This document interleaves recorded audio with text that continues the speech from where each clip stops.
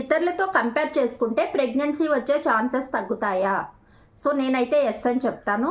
So day అంతా ఒక పాజిటివిటీతో start చేస్తారు. సడన్గా ఒక ఫ్రెండ్సో రిలేటివ్సో ఎవరి నుండో కాల్ వస్తుంది. సో వాళ్ళు కన్సీవ్ అయ్యారు అని చెప్పి ఆ న్యూస్ మీరు ఎప్పుడైతే వింటారో అప్పుడు ఆటోమేటిక్గా ఒక రకమైన డిసప్పాయింట్మెంట్లోకి డిప్రెషన్లోకి వెళ్ళిపోతుంటారు.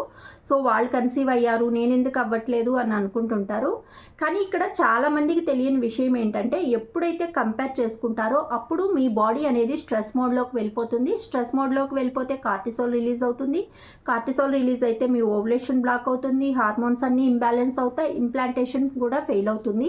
సో ఫర్టిలిటీ జర్నీని ఎప్పుడు వేరే వాళ్ళతో కంపేర్ చేసుకోకూడదు. ఎందుకంటే మీ హెల్త్ ఇష్యూస్ని బట్టి, మీ బాడీ కండిషన్ని బట్టి, మీ లైఫ్ స్టైల్ని బట్టి, మీరు తీసుకునే ఫుడ్ని బట్టి ఒక్కొక్కరి ఫర్టిలిటీ జర్నీ అనేది డిఫరెంట్గా ఉంటుంది. సో ఈ రోజు నుంచే ఇతరులతో కంపేర్ చేసుకోవడం స్టాప్ చేయండి.